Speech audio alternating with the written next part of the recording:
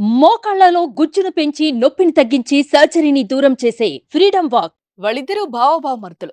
ఇద్దరు ఒక తల్లి కడుపున పుట్టకపోయినా ఒకరంటే ఒకరికి ఎంత ఇష్టం. ఇద్దరు ఎంతో ఆప్యాయంగా కలిసుండేవారు. బావకు ఏ చిన్న ఆపదొచ్చినా బావమరిది, బావమరిదికి ఏ కష్టం వచ్చినా బావ, ఇలా ఆపదలో తోడుండేవారు. వీరి అనుబంధం చూసి విధి వెక్కిరించింది. రోడ్డు ప్రమాదంలో బావమరిది తీవ్రంగా గాయపడ్డాడు. దీంతో కొన్ని రోజుల పాటు మంచానికే పరిమితమయ్యాడు. దీంతో బావమరిది కోసం బావ ఏకంగా 70 కిలోమీటర్లు మోకాలిపై నడిచి ప్రస్తుతం అందరినీ ఆశ్చర్యానికి గురిచేశాడు. ఈ ఘటన హనుమకొండలో జరిగింది. హనుమకొండలోని అంబాలకు చెందిన నాగరాజు, రజనీకాంత్ బావబావమర్దులు. అయితే ఇటీవల బావమరిది రజనీకాంత్ రోడ్డు ప్రమాదంలో గాయపడ్డాడు.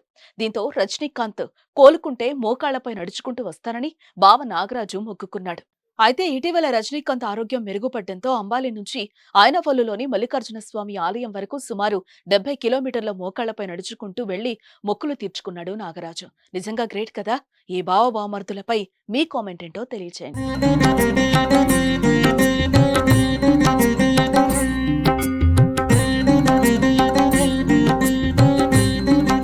సుమన్ టీవీలో మీ పర్సనల్ అండ్ బిజినెస్ ప్రమోషన్స్ కోసం కింది నెంబర్కి కాంటాక్ట్ చేయండి.